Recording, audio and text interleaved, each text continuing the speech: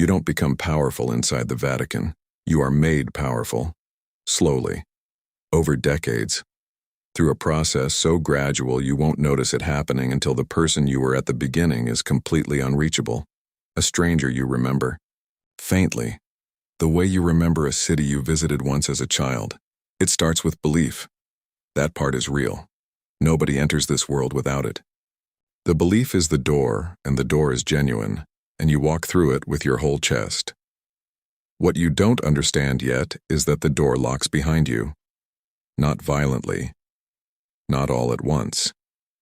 It locks the way marble wears, through pressure, through time, through the weight of 10,000 small decisions that each feel reasonable in the moment and only reveal their shape when you look back from a great distance. This is not a story about villains. Villains are easy. This is harder than that. This is a story about a system older than any nation currently on the map, a system that has survived emperors, plagues, revolutions, and wars that reshaped the entire surface of the world. A system that does not need you to be corrupt. It only needs you to stay, and you will stay, because you believe, and because you belong, and because by the time you understand the difference between those two things, you will already be too deep inside to remember which one brought you here first. The incense is already burning. The door is already open. You're already walking through level 1, the postulant. The incense hits you before anything else. You are 23 years old, carrying a single bag, standing inside a building that has existed longer than your country. Someone takes your bag. They don't ask. You let them. This is day 1 of seminary formation in Rome. You came from a small diocese in the American Midwest. Your bishop wrote a letter. Your mother cried at the airport.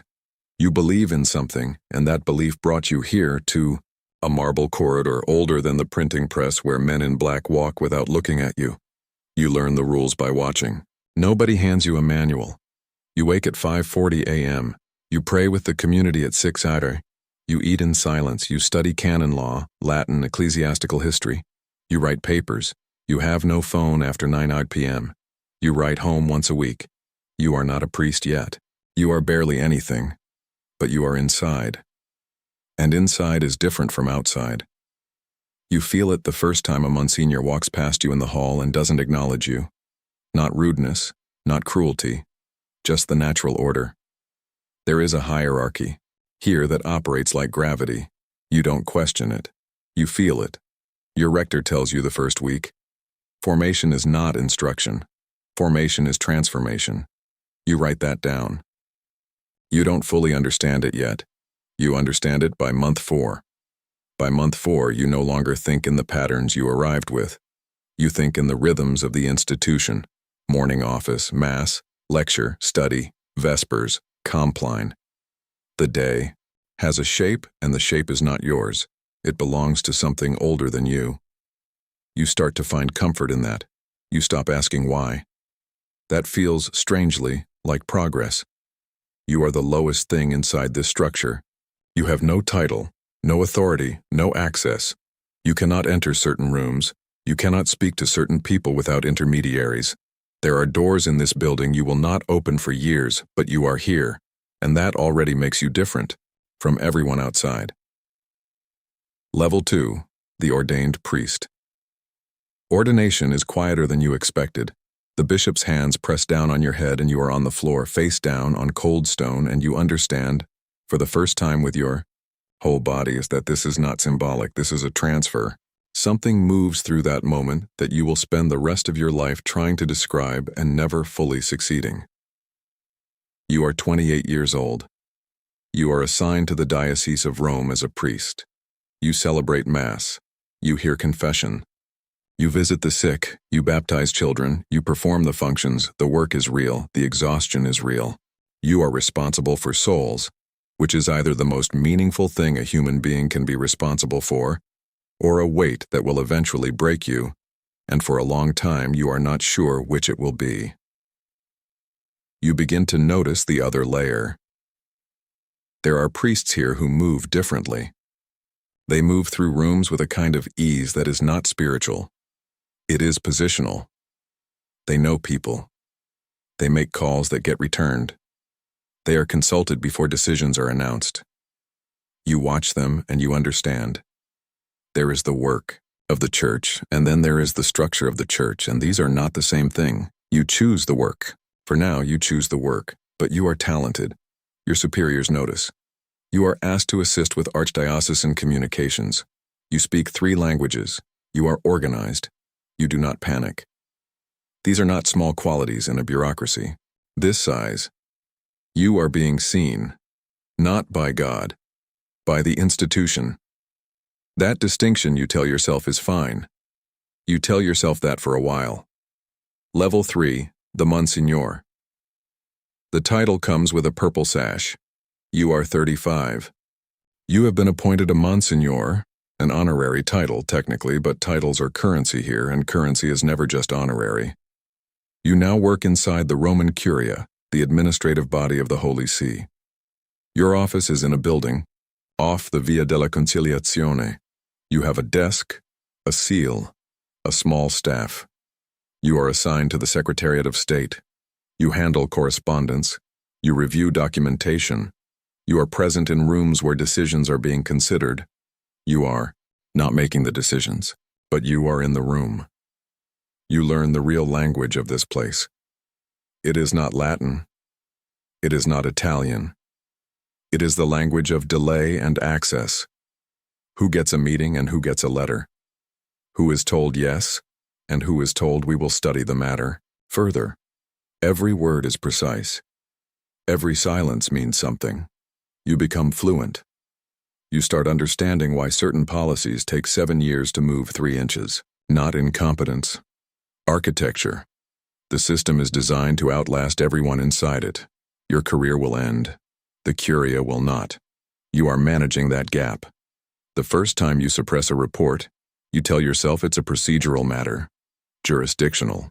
Not your call. You route it to the appropriate office and it disappears into the appropriate silence. You go home and you don't think about it. That is the shift. That is the real ordination. Level 4, the bishop. They send you to lead a diocese in northern Italy, population 180,000, 12 parishes, 2 hospitals, 1 university with a chaplaincy. You are the bishop. You arrive. The cathedral smells like every cathedral. Someone hands you the keys. You are 41 years old. For the first year, you lead. You travel the diocese. You visit every parish. You know the names of the pastors and their problems. A roof needs replacing. A priest is drinking. A school is closing. You work 16-hour days. You believe what you are doing matters, and for that year you are probably right. By year 3, you are administering. It is different. You manage a budget of $14 million annually. You have 38 clergy under your authority. You sit on 2 Vatican commissions. You fly to Rome 4 times a year. You begin to understand that your diocese is not your primary assignment. It is your credential. The real work, the work that determines the shape of your future, happens in those 4 annual trips. You learn to read cardinals the way you once learned to read scripture. Every word carrying weight beyond its surface meaning. You are being evaluated constantly, and the evaluation is never stated directly. Your public statements are careful, not dishonest, careful. There is a difference. You say what you believe, within the space that is safe to say it. You learn where the walls are. You don't perform your doubts. A priest in your diocese reports financial misconduct by a parish administrator. You investigate quietly. You resolve it quietly. The administrator is moved. No civil report is filed. The priest who reported it is thanked privately. He is also transferred within the year. You approved the transfer. You had reasons. You still believe they were reasons. Level 5, the Archbishop. Rome gives you a metropolitan see. This is not a small diocese anymore. This is a city, a cathedral with 1,000 years of history under its foundations, a staff of 64, an annual operating budget that touches $80 million when you include affiliated institutions. You are an archbishop. You are addressed as Your Excellency without anyone finding this strange. You are 49. You have a security detail for public appearances, not because anyone has threatened you, because of what you represent. You represent something that has existed for 2 millennia and intends to exist for 2 more. Protecting that is rational. The politics inside the Curia are now your native environment. You know which cardinals are aligned with the Secretary of State and which ones have cultivated their own networks. You know who is being positioned for what. You know the names of the men who will have influence over who becomes the next pope. And several of them have your personal number. A journalist contacts you about historical abuse files in your previous diocese. You refer him to your communications office. The communications office refers him to legal counsel. Legal counsel does not respond for 11 months. You didn't make that decision. You made the decision that created the structure that made that decision. You tell yourself there is a difference. At night sometimes you are not certain there is. You pray. The prayer is real. The doubt is real. Both of these things exist at the same time, and you have learned to carry them without letting either consume you. That is, you have been told, wisdom. You accept that framing because the alternative is more difficult. Level 6, the cardinal. The Pope calls you personally, not through a secretary. His voice is direct, accented, quiet. He says your name. He says he has been watching your work. He says the Church needs men who understand both tradition and the present moment. 3 weeks later, in a ceremony in St. Peter's Basilica, before 12,000 people, he places a red hat on your head. You are a cardinal. You are one of 226. You are one of the roughly 120 who are under 80 years old, who will, when the time comes, enter a locked room beneath the Sistine Chapel and elect the next pope. You hold the future of this institution inside your vote. The red is not decorative. Red is the color of blood. The symbolism is explicit. You will defend the faith to the point of your own death. It was not metaphor when they chose the color. In your era, it is mostly metaphor. Mostly. You move into apartments in the Vatican. You have a private secretary, a driver, and a domestic staff. Your correspondence goes through 3 layers of filtering before it reaches you. You eat dinner with heads of state. You have audiences with presidents. You are consulted on matters of geopolitics, bioethics, international finance, and migration policy. You are no longer primarily a priest.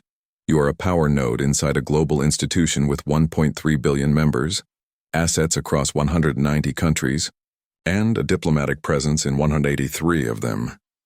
You make decisions that affect millions of people, and none of those people will ever know your name. That is not an accident. You have one conversation with a fellow cardinal about reforming the financial oversight structures that have been used to shelter assets in ways that cannot survive public scrutiny. He listens carefully. He says the timing is difficult. He says the Holy Father is focused on other priorities. He says patience. You accept this. You have been accepting patience for 30 years. You are very good at it by now. Level 7, the Secretary of State. There is only one position in the Vatican with more operational power than yours, and it belongs to a man who is elected by 200 men and serves until he dies. You are the Secretary of State. You are, functionally, the Prime Minister of the Holy See. Every diplomatic communication passes through your office. Every major doctrinal statement is cleared with your team before it leaves the building. Every crisis, financial, political, ecclesiastical, legal, lands on your desk first. You are 61 years old. You sleep 5 hours a night. This is not discipline. It is the job. You manage a web of relationships that spans the College of Cardinals, the heads of every dicastery, the permanent observers at the UN, and the nuncios in every country with a Vatican diplomatic mission. You know things about foreign governments that their own foreign ministries do not know. The Church has been operating intelligence networks since before the concept of intelligence networks was formalized. You use what you know carefully. That is the whole game at this level. Not having information, using it carefully. A file crosses your desk regarding financial transactions conducted through the Secretariat's own investment accounts. 350 million moved through a London property deal, a secondary account in Luxembourg, the involvement. of a broker currently under investigation by Italian prosecutors. The file was generated internally. No one outside the Vatican has it yet. You read it completely. You place it in a secure drawer. You have 3 conversations. The broker is no longer consulted. The account in Luxembourg is restructured. The internal official who generated the report is given a quiet transfer to a role in South America with a meaningless title and a generous salary. The Italian prosecutors find nothing because there is nothing left to find. You go to Mass that evening. You receive communion. Your faith is not performance. That is the part that people outside this world would find hardest to accept. That the belief and the conduct can exist simultaneously in the same man without either canceling the other, but they do. You are evidence of that. You pray for clarity. You pray for the institution. You are not certain they are the same prayer anymore. Level 8. The Pope.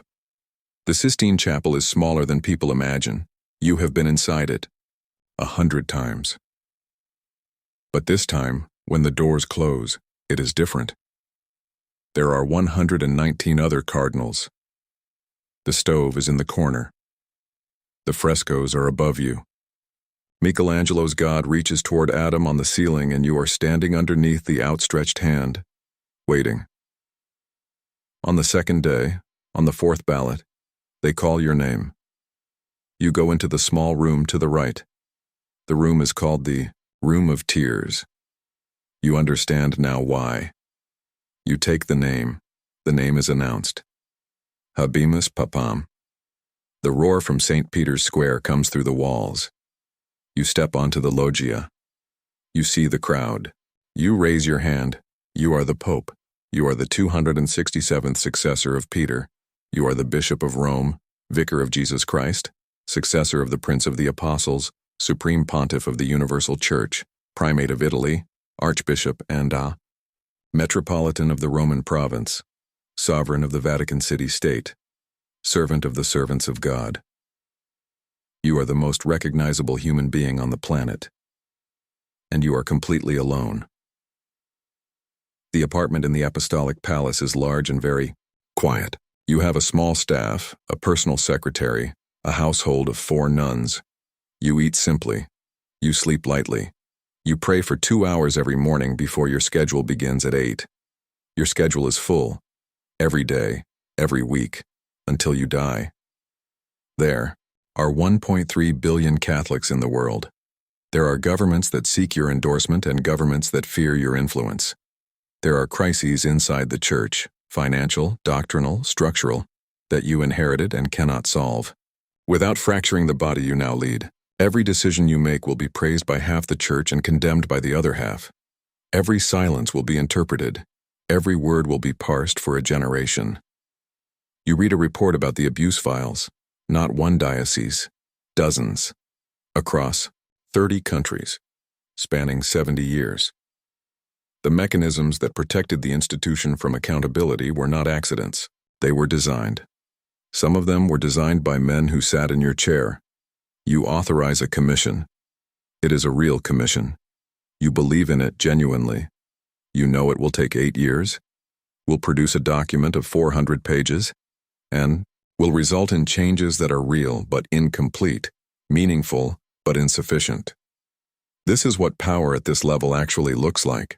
Not corruption exactly, not goodness exactly, something harder to name.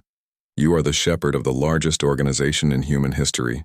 You move it the way glaciers move mountains, over time, under pressure, in ways no single human moment can fully capture. You are not free. You have not been free since the day you entered seminary. Every level gave you more power and less freedom, and you are at the top now, and the freedom is almost gone, and the power is absolute, and they are not the same thing and never were. At night in the apartment you pray. The prayer is still real. That has not changed. 43 years inside this structure, and the prayer is still real. That is either the most important thing about you, or it is the thing you tell yourself. You are no longer certain which. The cycle. Somewhere in the American Midwest, a young man of 23 is packing a single bag. His bishop wrote a letter. His mother cried at the airport. He believes in something. Believes in it the way you believed in something when you were his age, before the structure entered you and the structure became you. He is boarding a flight to Rome. He will walk into a marble corridor. Someone will take his bag. He will not ask why. He has no idea what this place costs. He thinks he understands what he is giving himself to. He doesn't, but he will.